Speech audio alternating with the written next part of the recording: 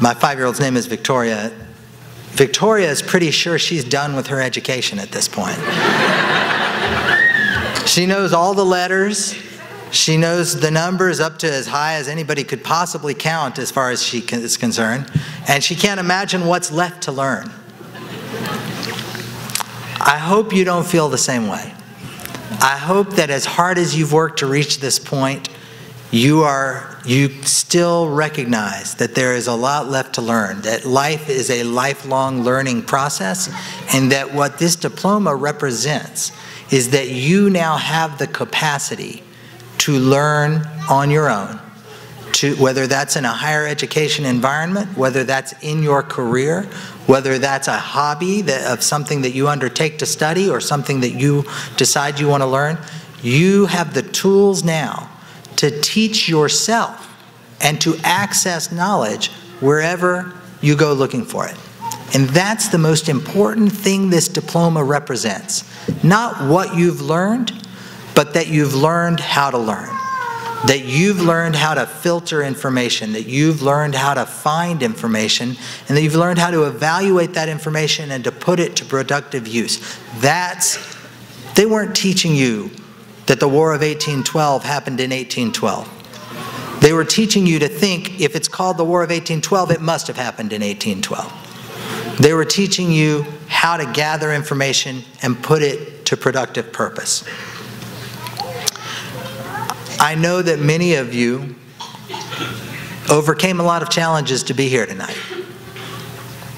Not everybody gets the same starting place in the race of life.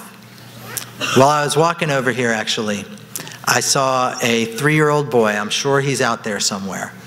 And he was waiting with his, I assume, mother and father, as the rest of his extended family were parking their car. And it was kind of chaos. Somebody had to get out early, and the parking lot was crowded, and they were trying to find a place to park. And he saw his aunt in the car. And he was oblivious to the chaos. He kept saying, "Auntie, I'm right here."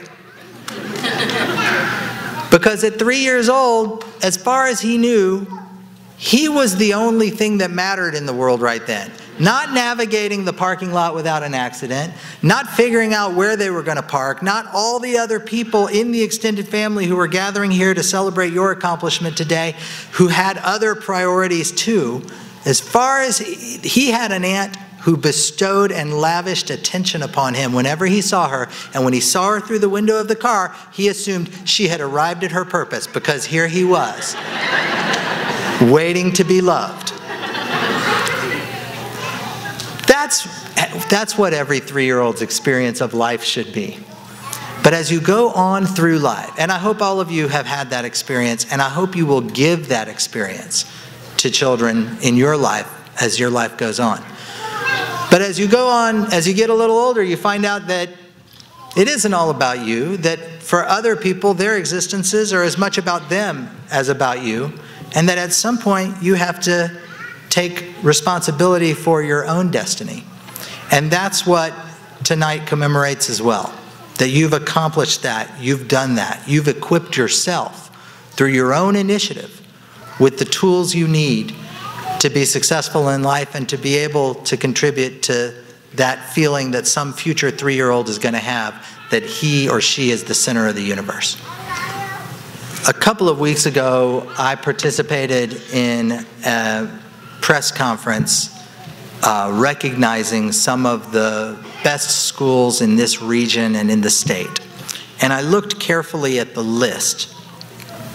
And there was one defining characteristic of all of those schools, and it's one that defines this school as well. It's not the excellence of your school leaders, though I know that they're excellent. It's not the passion and commitment of your teachers, though I know they are passionate and committed. It's not the outstanding curriculum that was developed for your specific needs, though I know it's outstanding. But even in schools that have real struggles and challenges, They have excellent school leaders in many cases. They have passionate and committed teachers in many cases. They all have good curricula.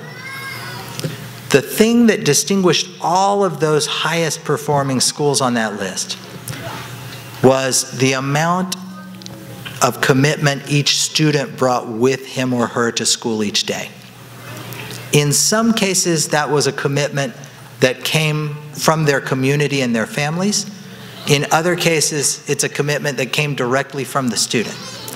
But the defining characteristic of each of the best schools in the state is that the kids come to school intending to learn, not to pass the time, not to avoid getting a ticket for truancy. They come because they have a purpose to their learning.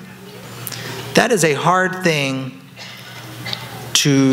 for school leaders, for people who are responsible. I sit on the Public Education Committee in the Texas House.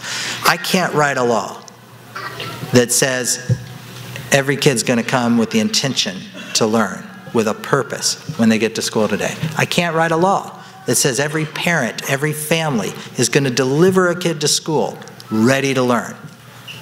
That has to happen organically. That has to happen from the bottom up. That has to happen through people taking that initiative upon themselves. The best principals in the world, the best teachers in the world, can't teach a child that doesn't want to learn. And so when I congratulate you today for being here, you know, Ms. Marlin used a really deep expression about ceremonies. What was it? Our collective human, that's how we celebrate our collective human experiences. That was deep. Other people have said these commencement ceremonies are your last excruciating obstacle to your diploma.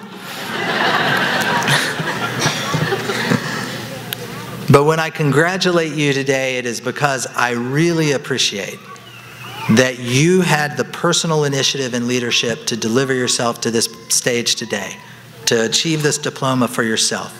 You didn't just do it for yourself, you made everybody, you made our whole society better by making yourself educated, and by preparing yourself for a future. The world's a better place, and your world in particular is a much better place. So congratulations.